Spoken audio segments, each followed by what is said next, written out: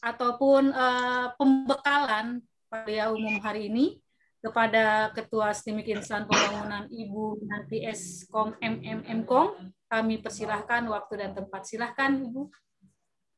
Oke, terima kasih Bu Nur Asia. Menunggu dari jam 8 ini udah standby ya. Karena saking rindunya pengen ketemu sama anak-anak semester 7 dan 8. Baik Bu Nur, sebelumnya Assalamualaikum warahmatullahi wabarakatuh. Waalaikumsalam warahmatullahi wabarakatuh. Waalaikumsalam warahmatullahi wabarakatuh. Tidak lupa yang saya hormati Ibu yang cantik, Ibu Dr. Anda Francisca Sestri Gurjayanti MM, kemudian Bapak Dwi Ferdiat Moko Cahyo Kumoro SPD MM yang saya hormati. Kemudian yang saya hormati juga Ketua Jurusan. Nah, ini Ketua Jurusan ini apa namanya, masih muda-muda semua dan energik semua dua-duanya. Ibu Norasiah Eskom MMSI dan apa namanya Bapak Suprianto SEMM. Selamat pagi semuanya Bapak-bapak, Ibu-ibu Ketua Jurusan. Di sini nanti saya juga tidak panjang lebar karena semester 7 dan semester 8 ini memang semester yang ini Bu, apa namanya? Penentu ya, lulus atau tidak, tepat waktu atau tidak gitu ya. Nah, kemudian yang pertama Anda sudah saya ucapkan selamat sudah semester 7 dan ada yang semester 8. Serta semester 6 untuk yang SIA ya. Jadi udah semester terakhir semua. Kemudian di mana semester 7 dan 8 ini adalah di mana kita ini kalian semua ya menentukan antara selesai tepat waktu atau tidak. Atau bahkan tidak untuk selamanya. Nah ini kadang ada yang sudah semester 8 entah kemana.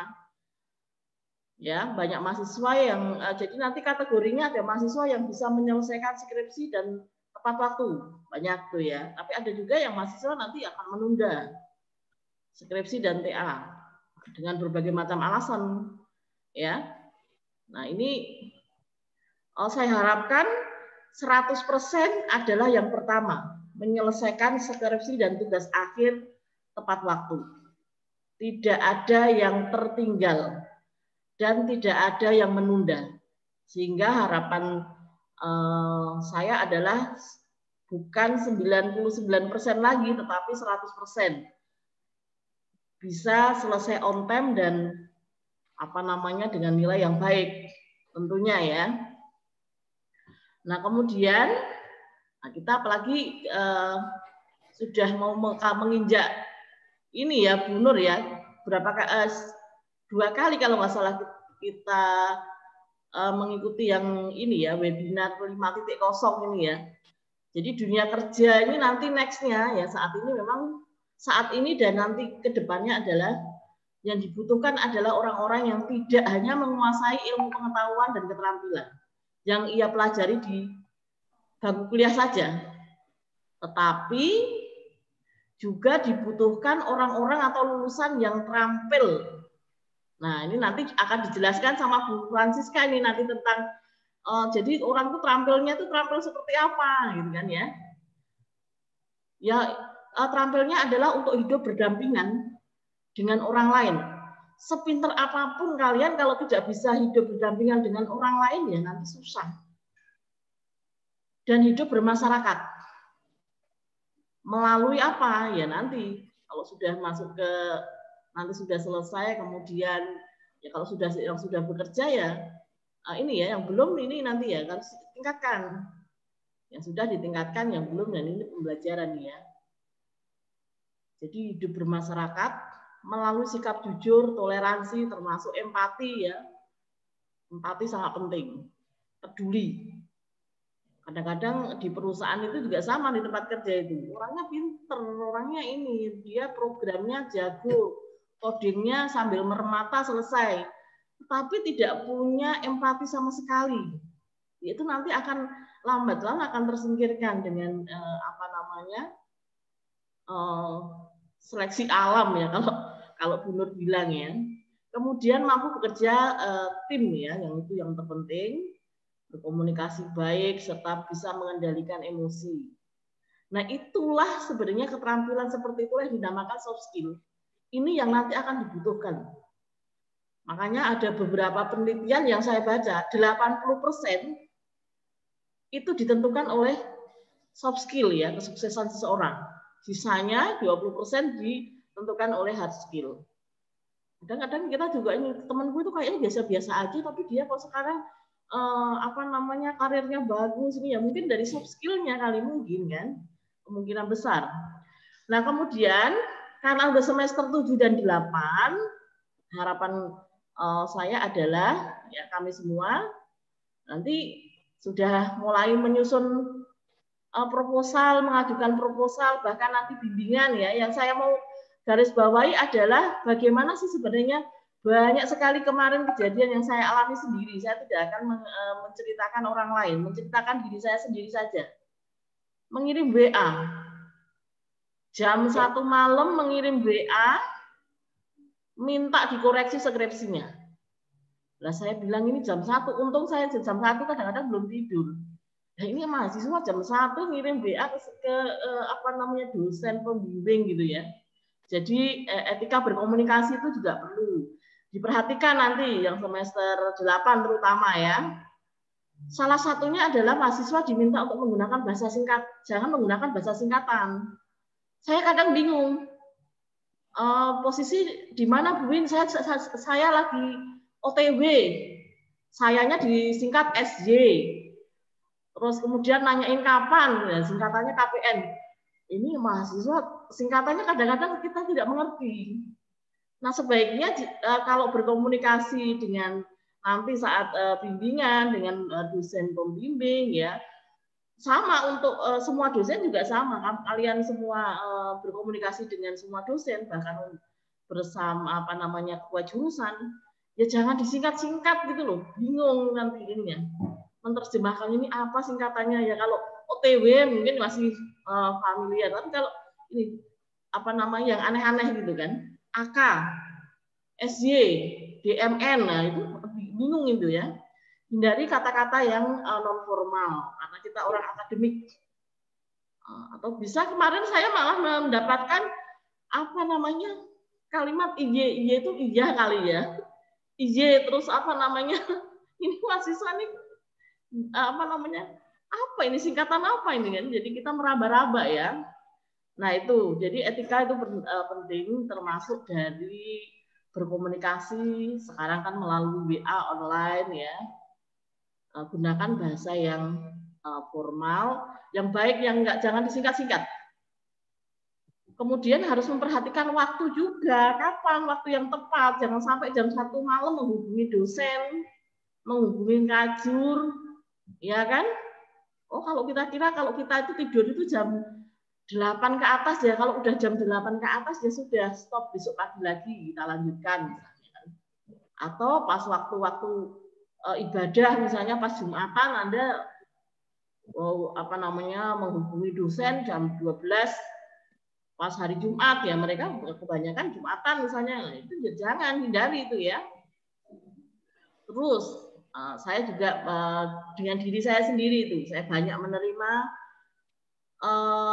komunikasi mahasiswa melalui WA itu tidak sebutin namanya, cuman Bu Win saya mau nanya begini-begini, ini siapa ini yang WA ini ya, namanya siapa, Mas atau Mbak atau apa, mana fotonya, foto-foto yang bukan wajahnya atau fotonya sendiri gitu kan, fotonya gambar-gambar misalnya yang kartun atau apa, ini siapa nih, laki-laki apa perempuan, nanti saya bilang Mas, nanti ternyata Mbak gitu kan.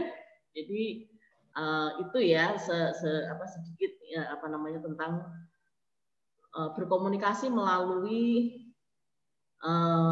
WA ataupun lainnya ya, yang tepat, kapan waktunya, kapan gunakan bahasa yang jangan disingkat-singkat, kemudian singkatan ya terutama ya. Yang nggak ada salahnya kita mengucapkan salam sih. Ini hal sepele tetapi kadang dilupakan oleh mahasiswa. Salam gimana ya? Kalau pagi ya selamat pagi Bu Nur, atau siang selamat siang Pak Dwi ya, harus ini ya. Itu hal kecil tapi itu penting.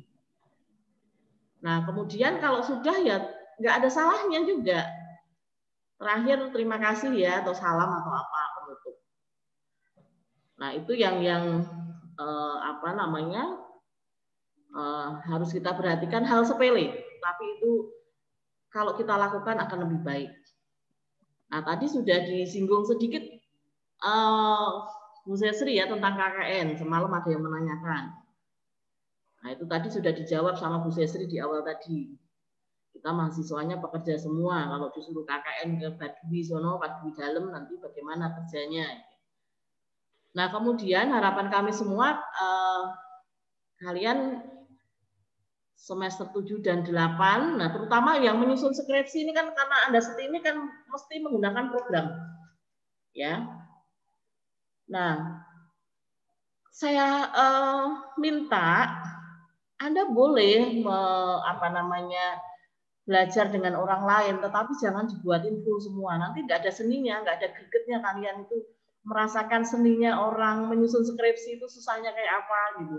Silakan Anda tanya atau belajar ke orang yang bisa, enggak masalah. Tetapi ya jangan full semua, nanti giliran pas skripsi dibuatin orang, aplikasinya dibuatin, dan ini akhirnya pas skripsi loh, nanya nggak ada yang bisa jawab. Dan kalau dibuatin 100% seperti itu, saya yakin sih kepuasan untuk menyusun itu juga akan berbeda. Sederhana enggak apa-apa. Ambil judul-judul yang sederhana, enggak usah muluk-muluk. Ya, tetapi memang aplikasi itu dibutuhkan. Jadi sebaiknya ya nanti cari topik-topik yang memang sekarang lagi ngetrennya apa, yang dibutuhkan apa. Kecil tetapi kalau memang itu sistem dipakai ya, diminta oleh perusahaan enggak masalah. Jadi tidak harus yang powerful harus ini, tidak harus, tapi yang memang sistem itu dibutuhkan oleh perusahaan ya. Kemudian yang up to date, misalnya sistemnya sekarang banyak sekali gitu yang sedang tren, bahasa pemrogramannya juga sesuaikan. Kalau bisa ya belajar dari sinilah nanti Anda akan punya suatu rasa kepuasan. Oh, saya di semester akhir saya belajar ini, kemudian saya diajarin oleh ini, saya ini, kemudian saya buat sendiri dengan begitu susah payahnya ya. Nah, itu nanti kebanggaan tersendiri. Nah, kemudian kalau yang semester akhir nih kemarin dari Kajur juga menyampaikan, Win, supaya mereka selain dari ijazah juga ada yang namanya sertifikat pendamping ijazah. Nah, itu harus Anda mulai persiapkan ya. Karena apa? Nanti kalau Anda sudah di dunia kerja, tidak hanya ijazah yang akan dilihat. Nah, apalagi kalau di kita kan sudah ada uji kompetensi, manfaatkan itu. Untuk apa, Bu Win? Ya untuk supaya kalian semua bisa menunjukkan bahwa saya punya keterampilan ini kan dari sertifikat itu. Nah, kemarin kita sudah share ke mahasiswa semester akhir semua supaya mengikuti uji kompetensi. Ternyata pesertanya adalah mereka-mereka yang masih semester 4, semester 5 gitu. Justru semester akhir yang belum terlihat ya, masih sedikit. Ada yang semester akhir tetapi belum semuanya. Nah, ini harapan saya sebelum Anda nanti wisuda selesai, itu harus sertifikat itu harus ada supaya apa? Anda supaya bisa bersaing nanti dengan lulusan lain. Kalau nggak begitu nanti persaingan di luar itu sangat sangat kejam sekali ya, mana yang bisa menunjukkan kalau saya bisa ini, tapi kalau tidak ada buktinya bagaimana? Oh, saya bisa ini, buktinya apa? Sertifikat ini, sertifikat ini ya. Orang jadi percaya ya. Kemudian yang terakhir, nah ini saya berharap untuk saya tidak bosan-bosan mengingatkan untuk pembayaran, manfaatkan sistem yang ada. Kita orang sistem informasi, ya orang sistem informasi akuntansi tidak perlu ragu dengan sistem. Ya, kalau kita tidak mau berubah dari sekarang, kapan lagi kita mau berubah? Ini perhatikan, penting jangan sampai nanti saya melihat lagi anak STIMIK masih mengantri atau masih melakukan pembayaran melalui manual. Makanya kemarin saya ketemu sama mahasiswa SI itu, kamu jurusan apa? SI Buin. Mau ngapain ke sini hujan-hujan, mau bayar. Hujan basah-basahan bayar, udah kamu pindah aja jurusan tata boga, lalu bayar aja nggak pakai sistem, orang sistem nggak pakai sistem. Ya, jadi kita harus mulai jangan takut untuk menggunakan sistem. Jangan ragu. Sistem itu juga buatan manusia. Kalau ada kesalahan juga masih kita bisa perbaiki. Jadi jangan takut. Kemudian saya sampaikan lagi, kasir ini kan diberikan apa namanya hak untuk trace payment ya ke sistem pembayaran BNI ini. Sehingga nanti kalaupun ada apa namanya delay ya, dan delay ini suatu yang wajar, jangankan kita bank sekali berbank yang besar aja apa namanya sering juga delay ya. Nah mungkin aksesnya yang saking banyaknya akses ya delay hal yang wajar. Nah saya sampaikan kasir sendiri diberikan hak untuk trace langsung ke BNI. Sehingga kalau misalnya terjadi autorespon server itu ya Anda jangan takut, tidak perlu khawatir, ada nomor WA kasir, nanti kasir yang akan trace. Kemudian yang terakhir harapan kita semua adalah mahasiswa selesai tepat waktu, optimal, kemudian bisa bekerja sesuai dengan bidangnya, bermanfaat untuk masyarakat, untuk semuanya ya. Dan pembelajaran di semester ini masih dilakukan secara daring, tetap optimis, positive thinking, jaga kesehatan, jangan lupa kesehatan adalah sesuatu yang mahal harganya ya. Pandemik masih belum berakhir. Nah, kita sebagai orang pendidik ya gunakan protokol kesehatan, kasih contoh. Yang lain nggak ada begini. Di Kupak pasar itu banyak yang nggak pakai masker, Bu. Jangan mengikuti orang lain. Kita harus memberikan contoh untuk diri kita sendiri ya. Itu saja Bu Nur yang bisa saya sampaikan. Mudah-mudahan yang hadir di kuliah umum ini bisa selesai on time. Baik skripsinya maupun kuliahnya. Saya akhiri. Wassalamualaikum warahmatullahi wabarakatuh. Waalaikumsalam warahmatullahi wabarakatuh. Kampus nanti bisa tanya di WA saya atau mungkin kalau mau di media sosial ya, ada di Facebook searching nama terkait atau mungkin di IG ya. Silahkan itu kalau mau berteman di media sosial. Nah, yang berikutnya ini sedikit profil kampus tadi ya, yang harus kita sayangi, harus kita banggakan, kampus kita tercinta. Kapan lagi dan siapa lagi kalau tidak sekarang dan kita yang memajukan kampus Insan Bangunan. Jadi tidak hanya satu unsur, apakah itu hanya yayasan, apakah itu hanya pimpinan, atau dosen, atau mahasiswa. Semuanya.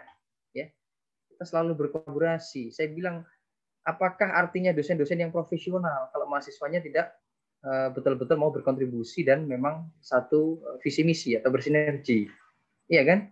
Sama sebetulnya. Apakah artinya sebuah pimpinan kalau tidak ada dukungan dari mahasiswa juga? atau mungkin dari pihak yayasan yang memfasilitasi. Jadi artinya di sini kita sama-sama bersinergi, satu bahasa, satu tujuan, sehingga nanti memang terwujud insan pembangunan yang luar biasa. Ya, kita yang bangun. Ya. Yang berikutnya, secara umum memang kita di bawah naungan Yayasan Insan Bangunan. Ya. Kita ada STI dan STEMIK di sini. Untuk STI di sini lebih kaitannya dengan bisnis dan manajemen, karena dikaitkan dengan ekonomi ya.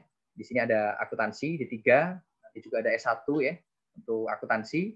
Untuk manajemen S1 di sini magister manajemen yang terbaru tadi. Nah, termasuk tadi yang sedikit disinggung Bu Sestri ya, untuk terutama semester-semester 6, 7, 8 ini yang sudah mau lulus. Saya kira ini peluang yang besar untuk meningkatkan kompetensi kita. Jangan sampai tadi yang sedikit disinggung oleh Bu Dr. Fransika Sestri, apakah kita selamanya akan menjadi teknisi atau tenaga operator dan sebagainya, saya kira tidak. Nah, silahkan tingkatkan kompetensi. Salah satunya dengan cara apa? Ya belajar. Belajar memang ada dua yang bisa kita lakukan ya. Bisa di jalur akademik maupun non-akademik. Salah satunya kalau untuk kita mengambil di akademik, ya memang legalitasnya adalah mengambil pasca sarjana, S2 dan seterusnya. Ini dicontohkan luar biasa dari dosen-dosen kita, salah satunya Bu Sestri luar biasa, sudah doktor, nanti disusul Bu Winanti, ada Pak Jaka, Pak Indro, dan terus selalu berkembang ya untuk memacu potensi diri untuk mengembangkan di jalur-jalur pendidikan. Ya tadi, belajar tidak akan pernah ada selesainya, ya, dan tidak akan ada pernah kata terlambat untuk belajar. Siapapun itu tuntutannya sama, belajar, dan belajar. Nah, tujuannya kalau sudah belajar ya berkarya dan berkontribusi terus, sehingga kita memang jadi orang-orang yang betul-betul bermanfaat. Makanya sempat saya singgung juga di kelas-kelas yang lain, sangat sedih ketika ada yang punya prinsip tadi ya, urusin saja hidup lo, yang jelas kita nggak mengganggu hidup orang lain kan gitu. Itu prinsip yang salah. Itu hanya level manusia yang sangat kecil menurut saya. Karena memang kita ada ya untuk besar. Apa kebesaran kita ketika kita bisa bermanfaat untuk orang lain? Itu yang paling penting. Ya, jadi selalu tingkatkan kompetensi ya untuk bermanfaat buat orang lain. Karena kita hidup bukan hanya untuk kita sendiri. Terus yang berikutnya adalah untuk yang STEMIK, di situ ada sistem informasi ya, di 3, informasi akuntansi, sorry. Terus yang berikutnya adalah untuk sistem informasi ada S1, teknologi informasi ada S1, mudah-mudahan nanti ada tambahan lagi dengan adanya progres menuju universitas. Universitas juga nanti akan realisasi dan muncul akibat dukungan kita semuanya. Salah satunya juga mahasiswa, unsur kemahasiswaan. Makanya tadi juga disinggung tadi kaitannya dengan kontribusi rekan-rekan kemahasiswaan ya tadi, seiring dengan berubahan kebutuhan, seiring dengan perkembangan dan seiring dengan berkembangnya kampus kita ya, Senat Insan Bangunan juga harus bermetamorfosa ya. Jadi bisa menjadi badan eksekutif mahasiswa yang artinya secara branding pun kapasitas kita sudah berbeda ketika kita membawa nama naungan atau di bawah nama Badan Eksekutif Mahasiswa. Nah, itu tidak lepas dari dukungan dari rekan-rekan semuanya yang saya tunggu masukan-masukan dari rekan-rekan kemahasiswaan. Ini saya ucapkan terima kasih kepada rekan-rekan kemahasiswaan yang memang selalu memberikan kontribusi, masukan, kegiatan, dan menjadi pihak mediasi antara masukan dari mahasiswa kepada kampus. Karena terkadang saya yakin tidak semuanya mahasiswa mau dan berani untuk menyampaikan aspirasi kepada mahasiswa. Salah satunya ya melalui kegiatan-kegiatan kemahasiswaan.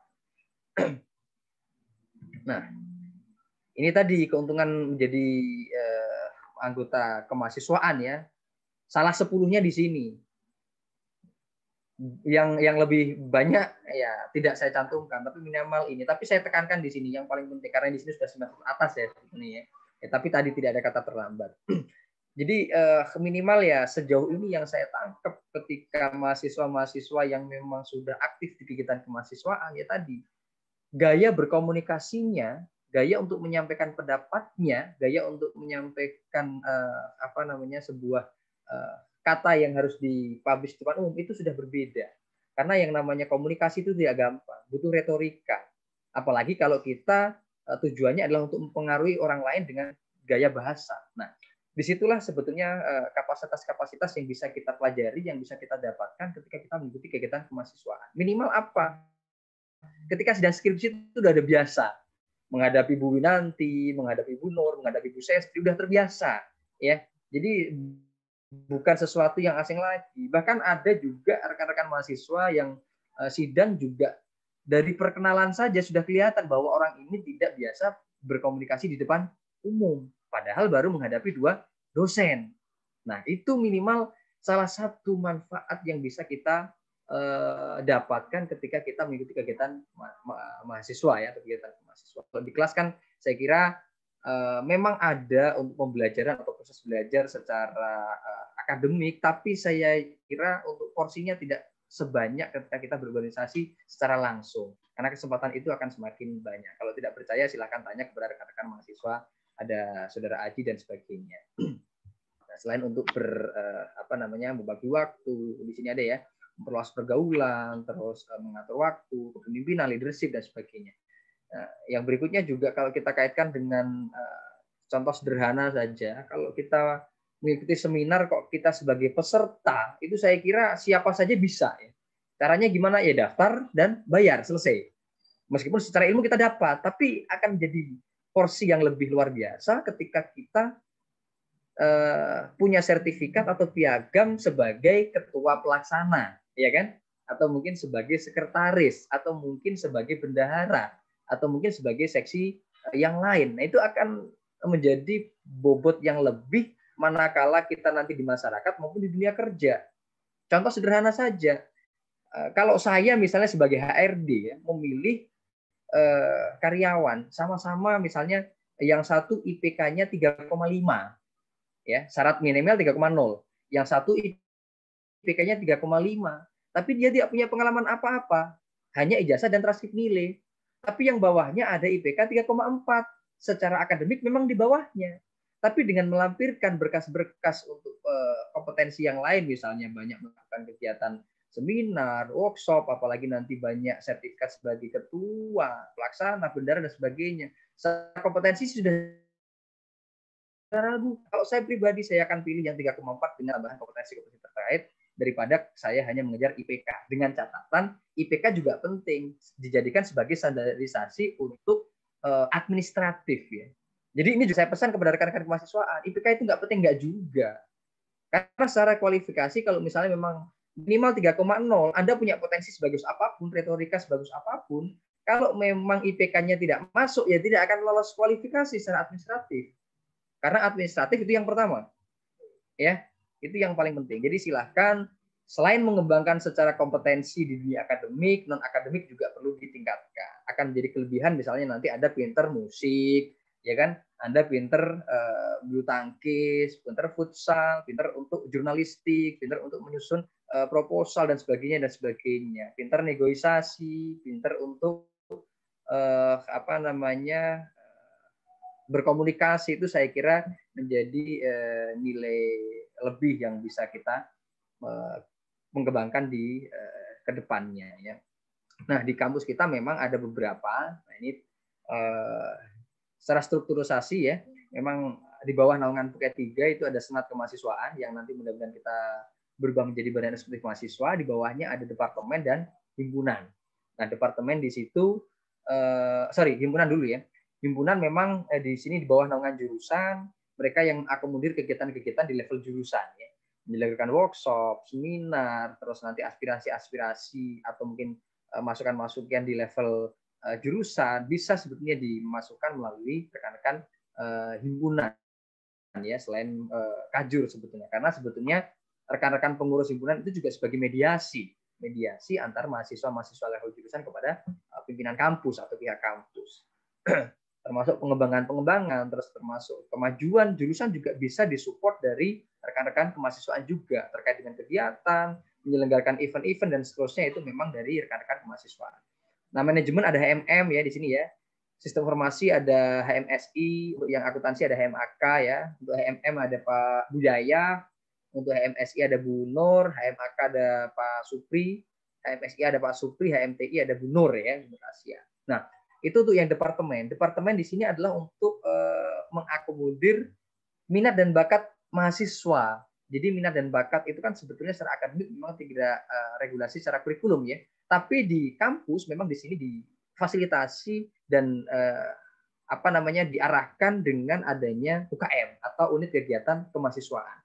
Jadi rekan-rekan mahasiswa di sini yang punya minat dan bakat bisa disalurkan, bahkan tidak hanya hobi semata tapi bisa berkompetisi juga, baik di internal kampus maupun eksternal, bahkan bisa berkompetisi di tingkat nasional bahkan internasional. Makanya untuk yang beberapa tahun ini regulasi-regulasi KISA yang kita ajukan ke yayasan, alhamdulillah banyak ya unsur-unsur beasiswa yang awalnya hanya akademik, sekarang juga ada yang non akademik juga. Nanti yang kita sampaikan di informasi beasiswa, ya. Jadi di seni ya bisa masuk UAS ya. Seni itu nanti yang punya kompetensi di bidang musik, terus misalnya nanti dance, stand up comedy, atau mungkin teater dan sebagainya, silahkan nanti di seni ya, fotografi dan sebagainya. Pealip juga ya untuk yang pecinta olahraga, terus misalnya suka rafting atau mungkin pecinta alam, silahkan nanti di Pealip. Untuk MIM di sini kaitannya dengan yang jurnalistik ya. Jurnalistik sekarang memang konsepnya agak sedikit ada pergeseran ya, bukan berarti berubah tapi bergeseran. Selain memang media cetak, kalau dulu kan lebih ke mading, terus surat kabar atau media-media cetak yang memang print out ada, tapi sekarang lebih ke media secara online ya, berbasis software. Jadi artinya silakan nanti rekan-rekan MIM di sini memang memberikan mediasi informasi berbasis untuk software ya. Silakan nanti biasanya MIM minimal sekarang yang aktif di di Instagram ya, atau di IG dan yang lain sebagainya. Dan silakan nanti diakses, tapi saya juga pesan kepada rekan-rekan MIM khususnya ketika memberikan informasi kepada rekan-rekan mahasiswa, publish informasi yang memang sudah relevan, akurat, yang memang bersumber dari kampus, jangan yang bersifat asumsi atau pandangan-pandangan yang masih menjadi pertanyaan atau persepsi-persepsi yang memang malah menjadikan mahasiswa atau rekan-rekan mahasiswa menjadi bingung atau gaduh. Itu pesan saya. Terus yang berikutnya di OLIP, ini yang terbaru juga ada dengan seiring perkembangannya zaman, kita juga melakukan olahraga tapi berbasis e-sport. Jadi kemarin baru diajukan, silakan nanti rekan-rekan yang memang pinter untuk olahraga berbasis IT, gamers ya sebetulnya ya, cuman kita arahkan mudah-mudahan nanti menjadi sesuatu yang positif, tidak hanya bermain game untuk bermalas-malesan. Karena dalam tanda kutip sebetulnya kalau bermain game itu biasanya menghabiskan waktu dengan berbuang sia-sia, tapi dengan adanya dipadukan di unsur akademik di sini mudah-mudahan menjadi sesuatu yang memang mempunyai nilai positif ya.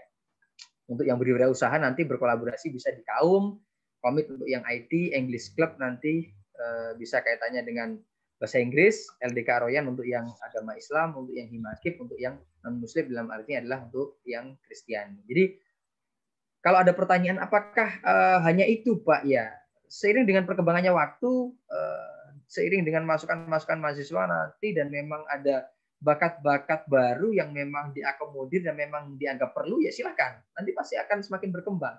Sama seperti kampus kita. Apakah jurusannya hanya itu Pak? Ya enggak juga. Pasti akan semakin berkembang. Jadi yang namanya organisasi selalu dinamis sesuai dengan perkembangan zaman ya. Jadi tidak hanya stagnan, tidak statis ya.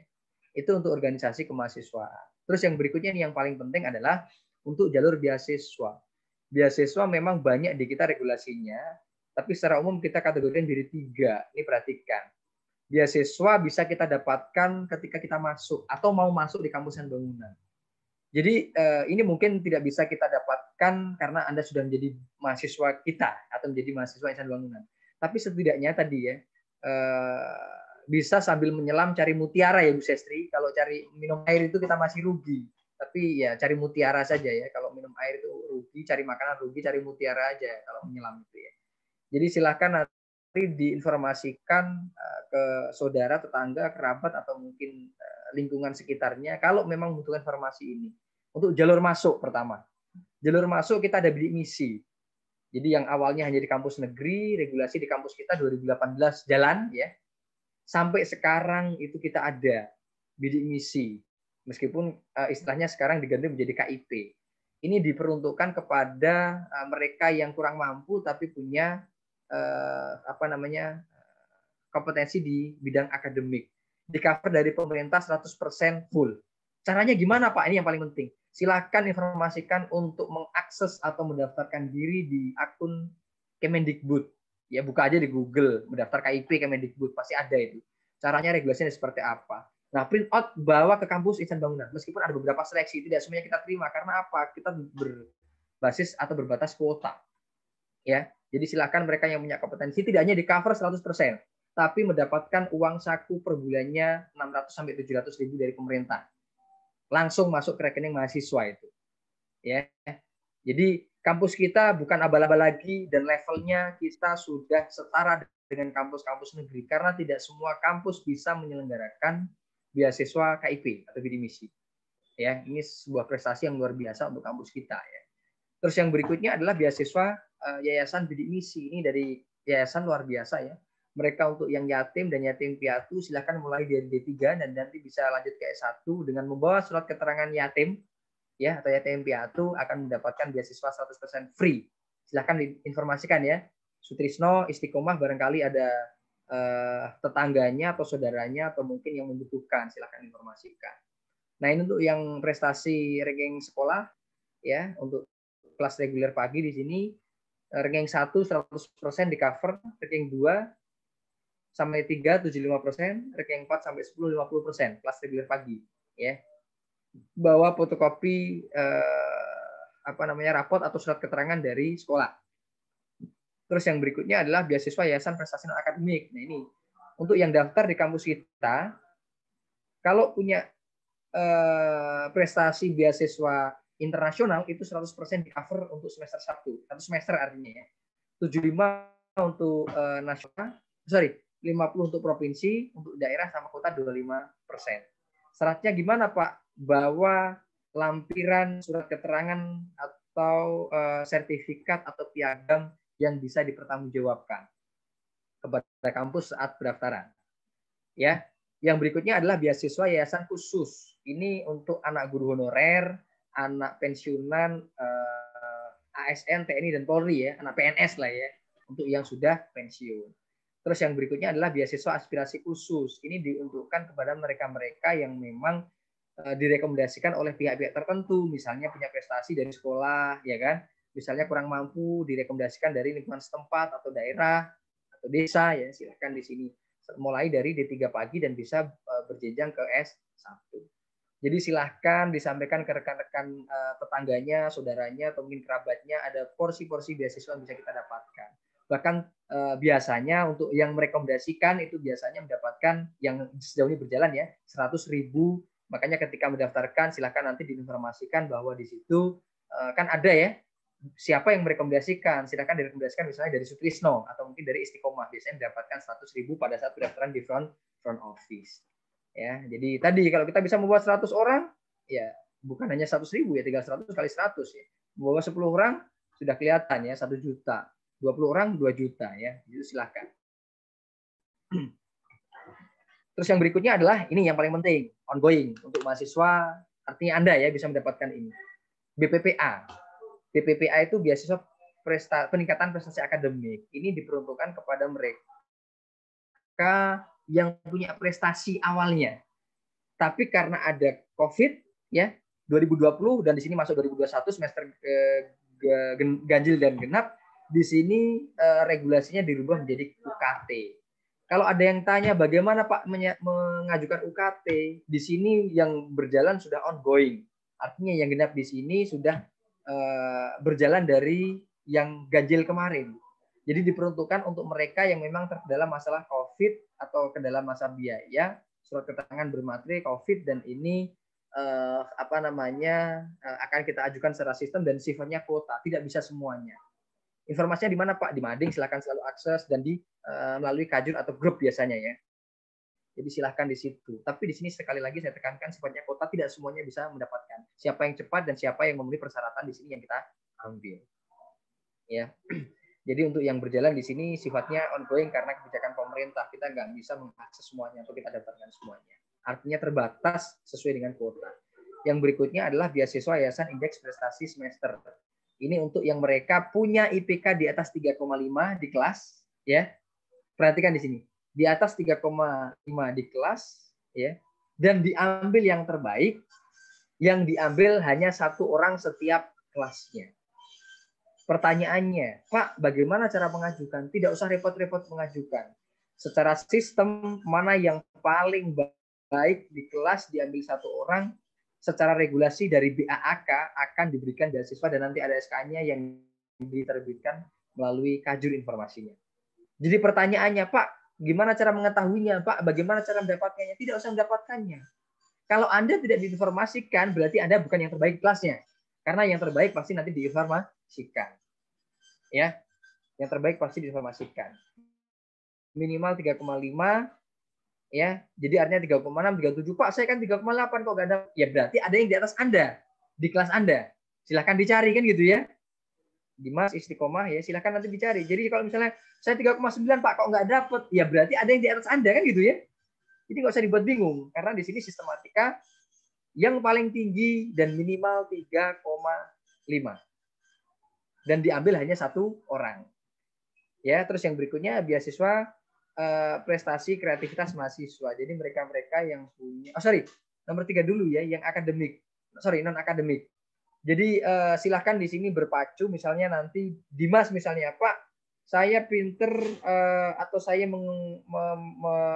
memiliki kompetensi untuk futsal.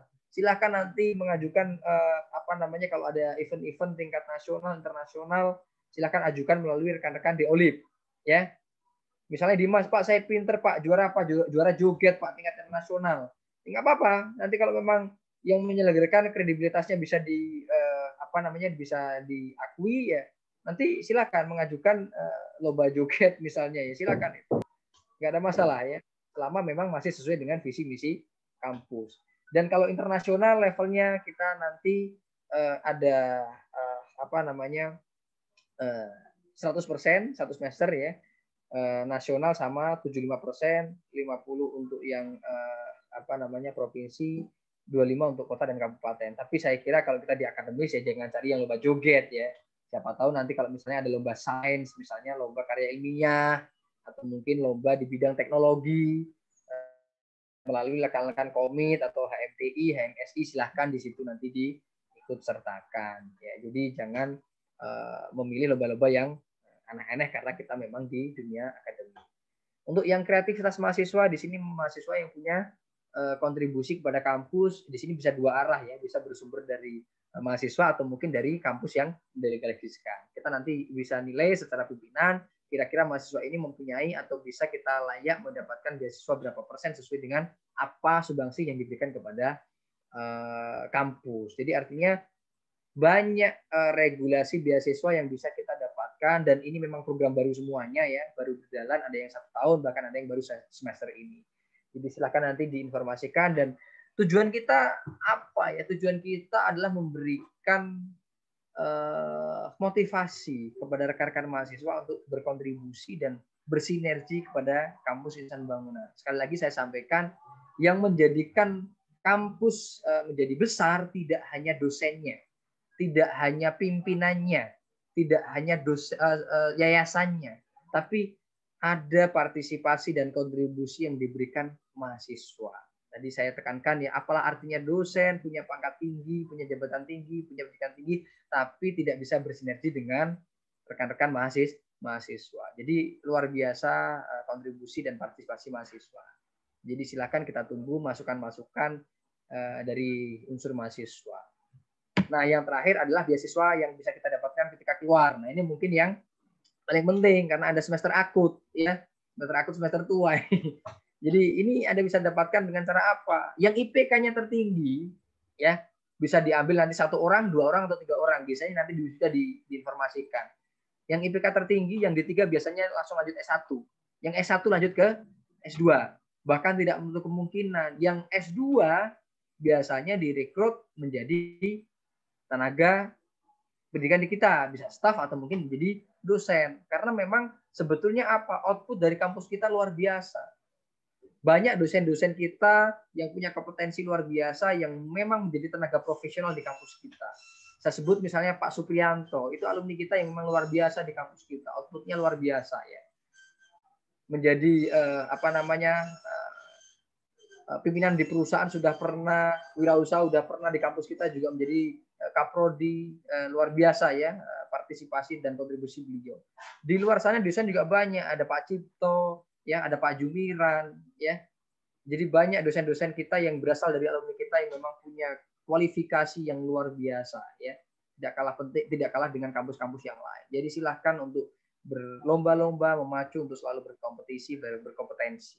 Terus yang berikutnya yang S2 juga ada kemungkinan nanti di S3 dan di sini disesuaikan dengan kapasitas dan kemampuan oleh pihak yayasan.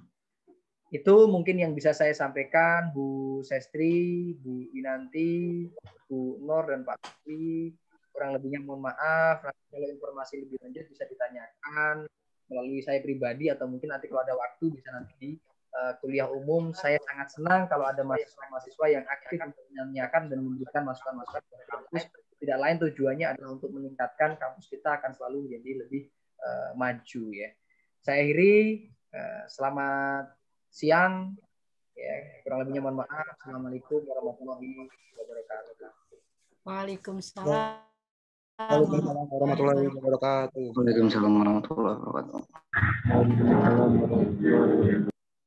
Selanjutnya mungkin dari Pak Supriyanto ada masukan. Kalau tidak ada, nanti bisa langsung saya. Pak Supriyanto? Oke. Mohon maaf, umur ada konfirmasi atau gimana?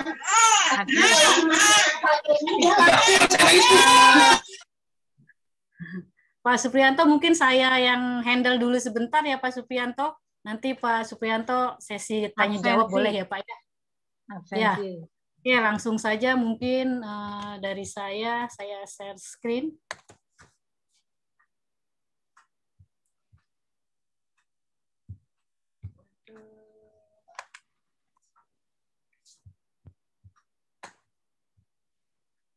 Oke, sebentar.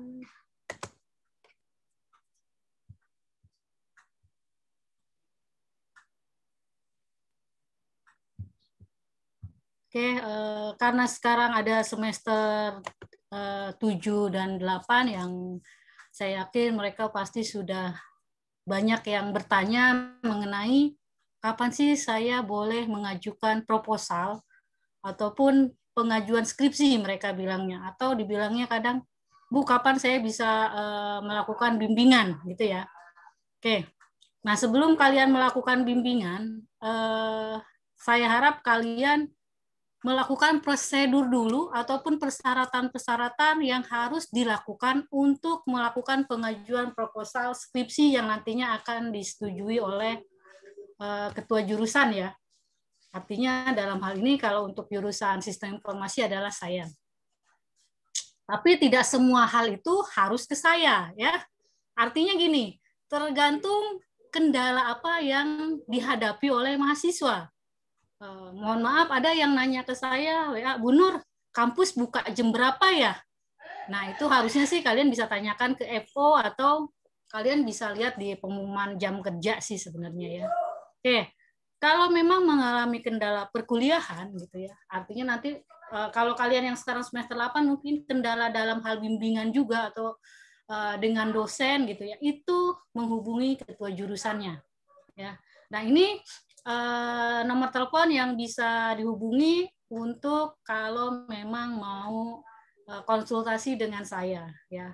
Ingat tadi yang seperti Bu Win bilang, sesuai jam kerja, jangan sampai jam 1 malam menghubungi gitu ya. Yang ada juga mungkin sayanya sudah tidur ya, sudah istirahat gitu ya. Nah, yang bisa dilayani ya Senin sampai Sabtu, karena hari Minggu ya sudah otomatis saya juga libur gitu ya, dan belum tentu saya menggunakan HP tersebut sampai di rumah gitu. Nah, kalau untuk menanyakan tentang pembayaran, mahasiswa harusnya menanyakannya ke kasir. Kalau menanyakan ke saya, Saya juga bukannya nggak tahu, tapi pasti tidak maksimal gitu ya, seperti yang kalian harapkan kalau pembayaran kuliahnya. Nah, terus kalau memang nanti kalian mengalami kendala dalam pengisian KRS, kartu UTS, kartu UAS ya, dan mengenai nilai terutama yang di e-kampus, itu kalian menghubunginya pihak BAAK. Ya, ini nomor teleponnya ya, jam kerjanya juga ada. Nah, kalau kalian memang membutuhkan surat menyurat, misalnya surat keterangan cuti, aktif kuliah, surat keterangan penelitian gitu ya. Nah, itu kalian bisa menghubungi BAU. Nah, ini nomor teleponnya juga ya. Nah, kalau yang tadi bantuan pelayanan FO nih, seperti mau menanyakan hal jam operasional kampus, menanyakan hal-hal yang memang bersifat pelayanan umum ya, silahkan ke bagian FO. Ya, ini nomor teleponnya gitu. Jadi tidak semua kalian kendala itu menghubungi ketua jurusan ya, sesuaikan dengan kendala apapun. Ya. Artinya mungkin bisa saja saya bantu, tapi butuh waktu yang lama. Karena apa? Misal perkuliahan, saya harus tanya dulu pembayarannya misalnya ke kasir. Saya harus cek dulu. Nah, tapi kalau kalian yang langsung ke kasir, mereka bisa tahu NPM, nomor NPM ya, nama kalian, semester, gelombang. Ya kan kalau di kasir kan seperti itu. Nah, kalau saya tanya, saya aja nggak tahu kalian gelombang berapa gitu kan. Sekarang semester aktifnya berapa, di pagi atau di malam. Karena kalau kalian langsung kan kalian bisa tahu jawabannya secara cepat gitu. Jadi tidak saya balikan lagi gitu. Nanti saya balik lagi nanya, kamu gelombang berapa pas masuknya? Karena pembayarannya berbeda gitu per gelombang. Itu ya, itu sekilas ya. Oke. Nah, yang untuk semester 8 nih yang sekarang mau pengajuan skripsi nih ya.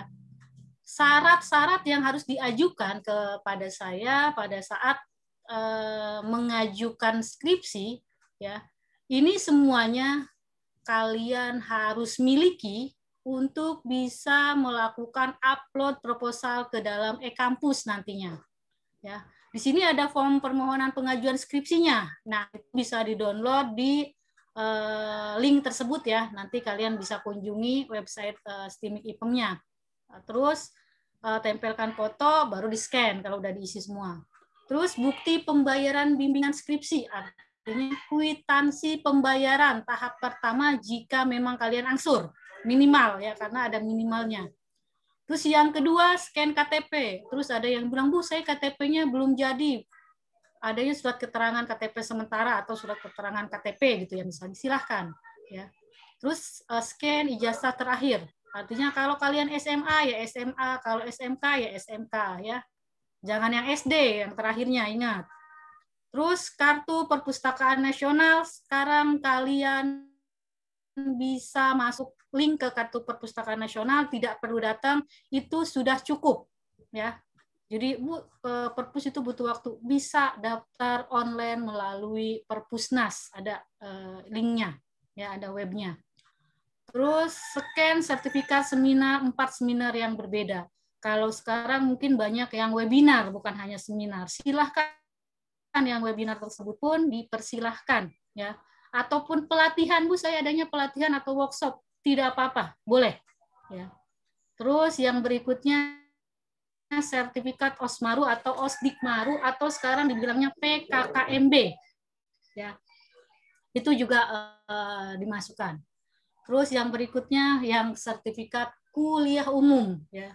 Kuliah umum itu yang berbeda. Jadi jangan misalnya kalian nih kemarin ikut ya, sekarang ikut. Ya kan itu kan masih satu hari yang sama, masih satu semester yang sama. Kalau bisa usahakan yang kuliah umum yang berbeda di tiap semesternya gitu ya.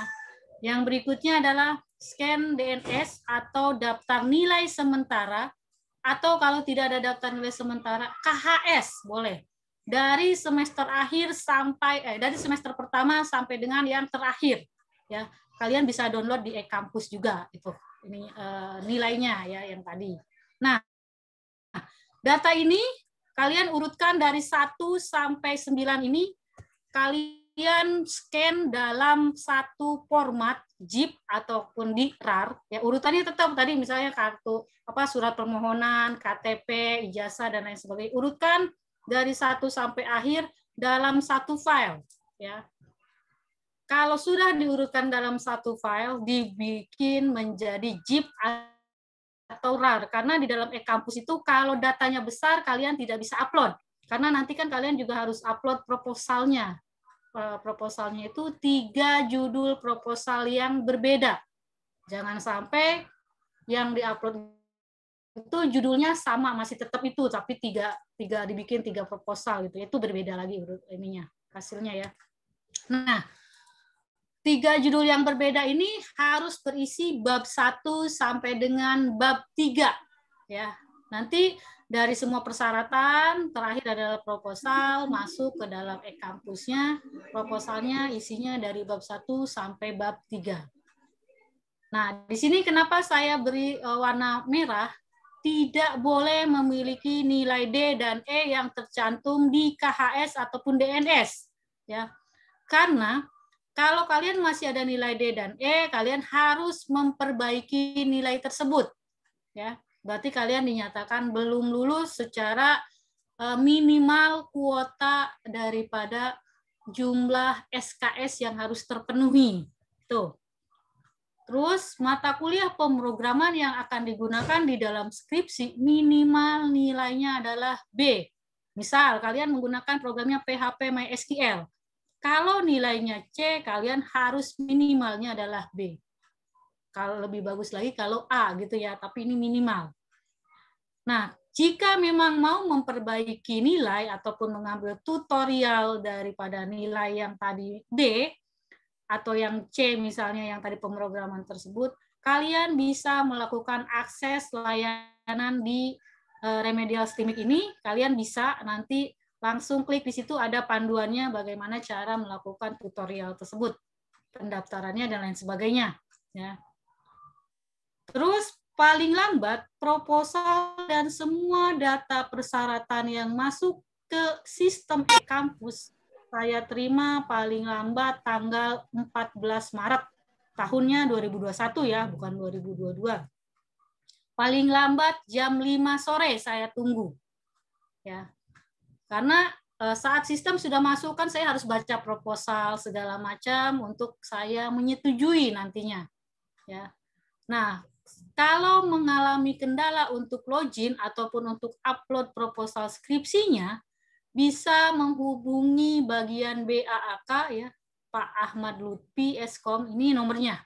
Jadi silahkan, kok saya nggak pernah bisa upload gitu, kenapa kendalanya? Silahkan langsung hubungi beliau untuk dipandu nantinya, ya, supaya nanti selain bisa masuk ke kampus, saya juga bisa download untuk bacanya. Kalau kalian tetap nggak bisa upload, saya kan nggak bisa baca nantinya, nggak bisa download itu, ya silahkan. Terus berikutnya, nanti prosedur pengajuan skripsinya dapat dilihat di web kampus ya, masuk ke Stimik IPEM itu pengajuan skripsi, ya itulah. Nanti kalian klik detailnya di situ, kalian akan paham pengajuannya, ya. Nah, prosedurnya harus login, klik menu dan lain sebagainya gitu ya. Nah, ini prosedur singkatnya, tapi secara penggambarannya adalah seperti ini, ya. Jadi kalian masuk ke e-kampus ya, menggunakan login dengan NPM ataupun nama kalian masing-masing sesuai username dan password yang sudah diberikan. Nanti pilih menu, terus pilih kolomnya mahasiswa, klik pengajuan dan bimbingan skripsi ataupun tugas akhirnya. Nanti pilih manajemen proposal di situ. Nah, karena kalian baru, artinya baru pengajuan, klik pengguna baru nantinya. Nah, isi form pengajuannya di situ. Nah, baru upload tadi persyaratan sampai dengan proposalnya semua. Klik simpan ya. Setelah disimpan baru nanti masuk ke saya yang akan melakukan koreksi ataupun evaluasi judul yang mana yang akan saya setujui atau tidak setujui ya. Baru di situ kalau saya sudah setujui judulnya akan muncul nama pembimbing skripsinya siapa saja. Ya, baik pembimbing materi ataupun nanti pembimbing teknis. Nah, kalau dari saya sudah saya setujui, kalian bisa lihat datanya lagi atau masuk lagi ke dalam e-kampusnya. Misalnya nih, kalau kalian ditolak, Ya, misalnya kan ada kemungkinan ditolak, ya, ada kemungkinan diterima. Artinya kalau yang saya terima udah otomatis nanti akan dapat nama pembimbing dan judul yang saya setujui. Nah, minimal dari saya, kalau kalian misalnya menginputnya sekarang nih proposalnya, ya, atau mengajukan, saya butuh waktu minimal 1 minggu atau 2 minggu untuk mengevaluasi, mengkoreksi, membaca proposal kalian yang sesuai, ya, yang bisa dijadikan judul yang memang nantinya akan kalian kerjakan untuk skripsinya, itu minimal 1 ataupun 2 minggu, ya. Jadi siapa yang lebih cepat mengajukan proposal, dia yang akan lebih cepat mendapatkan nama pembimbingnya nantinya. Itu, ya. Kalau kalian makin terlambat tadi benar-benar tanggal 14 Maret misalnya mengajukannya, ya berarti tunggu 2 minggu lagi gitu ya untuk mendapatkan pembimbingnya ataupun judul yang saya setujui. Nah, berikutnya nih, dari ketiga proposal tersebut misalnya ditolak oleh ketua jurusan karena judul yang habis ya baterainya. Aduh.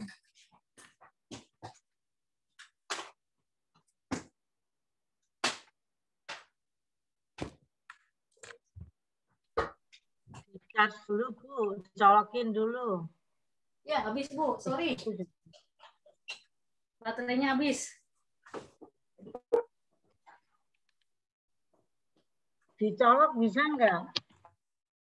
Bawa baterai nggak? Ya nanti teman-teman supaya foto aja, difoto dulu sama teman-teman. Nggak bisa ya?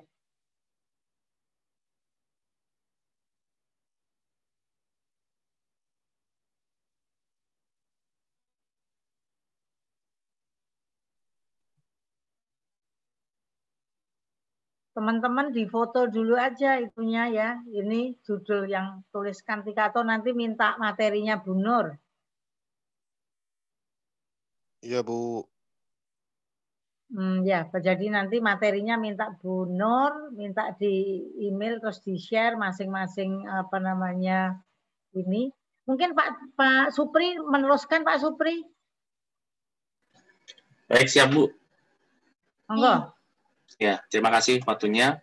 Kita langsung aja ya, karena waktu udah mepet. Ya, jam setengah 12 kita harus selesai. Oke, selamat pagi. Assalamualaikum warahmatullahi wabarakatuh. Saya melanjutkan. Waalaikumsalam warahmatullahi wabarakatuh. Melanjutkan dari Bu Nur ya. Mohon maaf, karena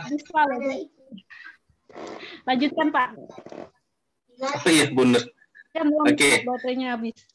Oke, siap. Oke, kalau untuk bentukan tadi sudah jelas ya untuk pengajuan skripsinya, khususnya untuk SI. Kalau untuk SIA itu juga sama persis. Yang membedakan adalah pengajuan judul itu hanya 1 judul untuk TA SIA.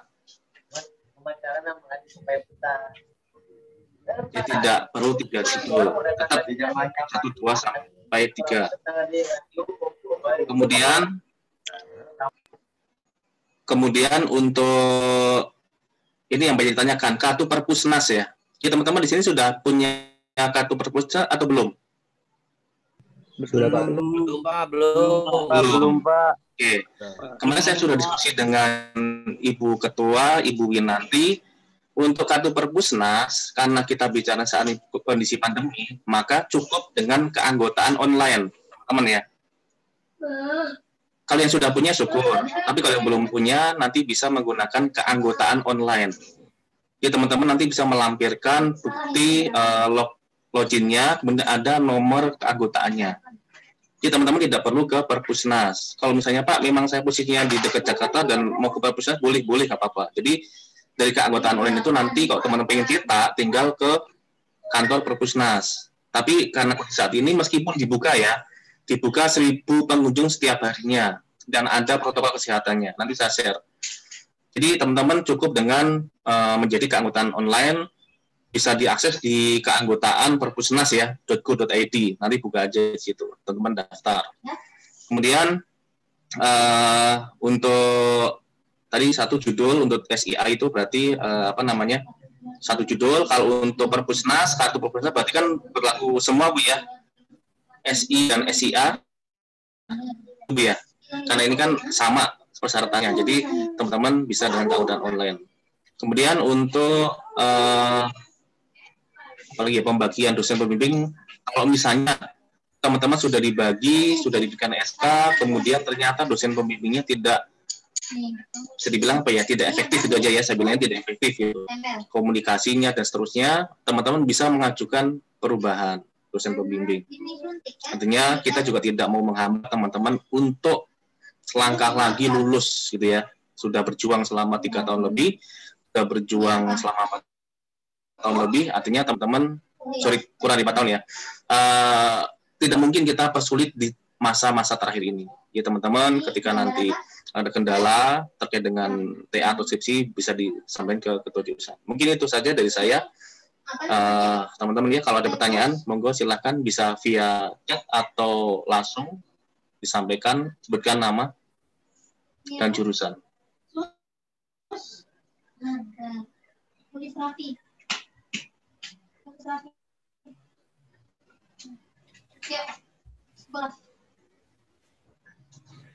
Oke, monggo. Teman-teman, nggak ada pertanyaan?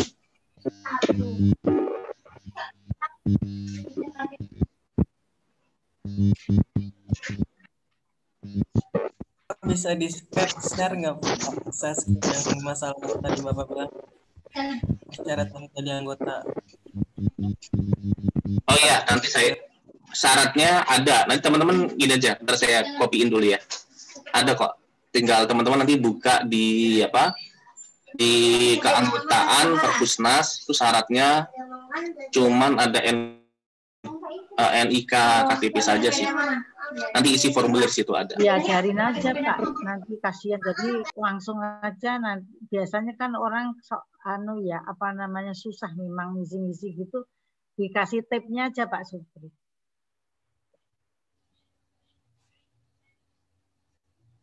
Wajib ya?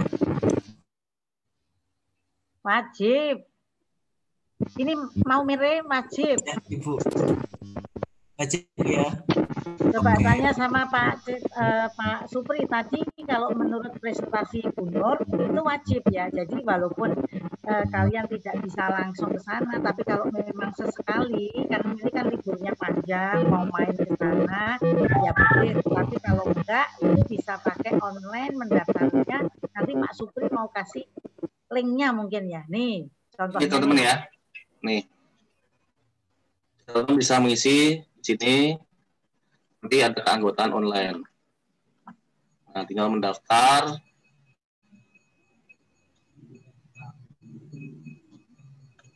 Ini ada formnya untuk diisi ya. Ini. Sama darah berdekat sekali. Untuk nomor nomor Perpusnas perkartunya untuk keanggotaan kemarin sih seperti error, jadi dia nggak muncul. Jadi teman-teman nanti bisa tanya via chat ke mana, ke Perpusnas, tanya aja, kok punya saya belum muncul kartu keanggotaannya, itu bisa teman-teman nanti disampaikan saja di situ. Jadi ketika nanti teman-teman merasa kok punya saya belum keluar ya, nanti tanya aja. Jadi karena beberapa belum keluar juga kemarin. Ya gitu aja. Kalau untuk kartu ya sudah punya kartu ya wajib. Tapi kalau misalnya kita untuk mewajibkan teman-teman sampai harus ke Jakarta kan ya, saya sih lebih mengantisipasi saja sih, namanya kondisi seperti ini gitu ya. Dan itu pun sudah menjadi pertimbangan kami. Itu aja ya.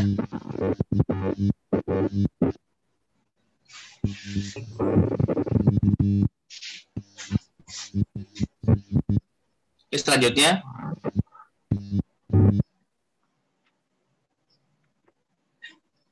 nama saya Muhammad Abdul Kholi. Saya dari jurusan Sistem Informasi 6A Pagi. Saya ingin bertanya, Pak. Suaranya nggak jelas, dengeran? Gedein speakernya. Suaranya nggak kedengeran. aja kali.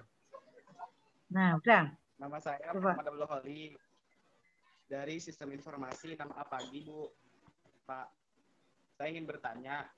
Tadi Bu Nur menyebutkan kalau misalkan kita sudah mengupload proposal skripsi akan nama dosen pembimbing. Nah, untuk dosen pembimbing sendiri itu kalau misalkan kita ngerasa udah nggak ada chemistry bisa diganti nggak ya Bu, Pak? Makasih. Bisa bicara sama Pak Tajur. Kalau memang dosennya mempersulit bisa kok.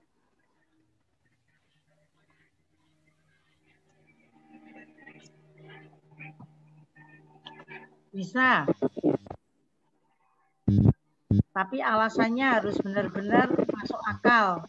Ya Pak Supri, nanti kalau memang ada dosen yang sulit sekali ditemui seperti di STI itu Bu Yayah sampai kasihan mahasiswanya ya bisa diganti.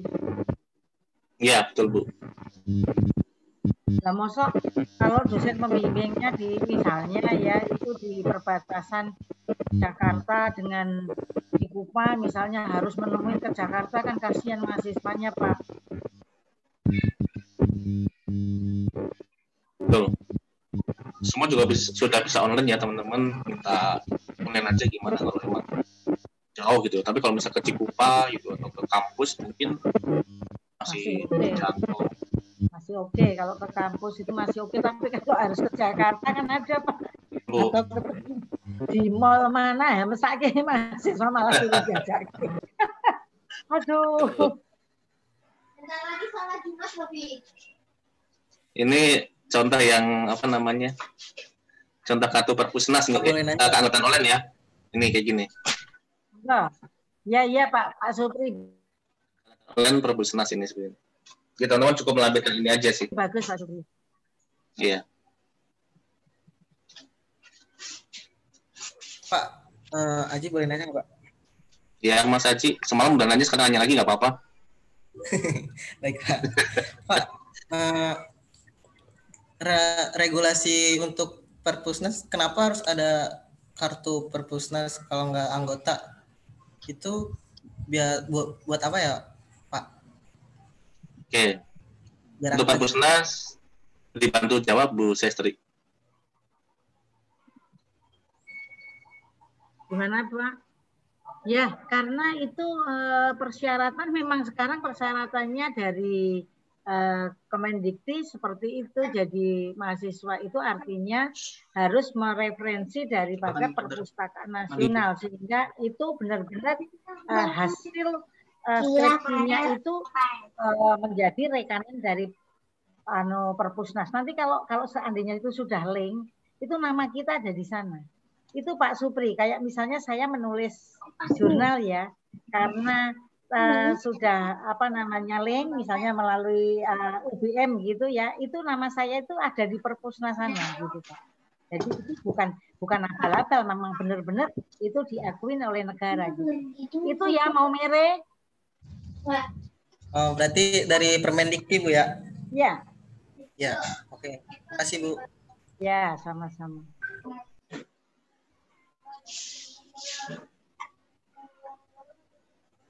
Oke, ada lagi atau kita cukupkan sampai di sini karena mau Jumatan ini ya Pak ya? Oh iya, monggo.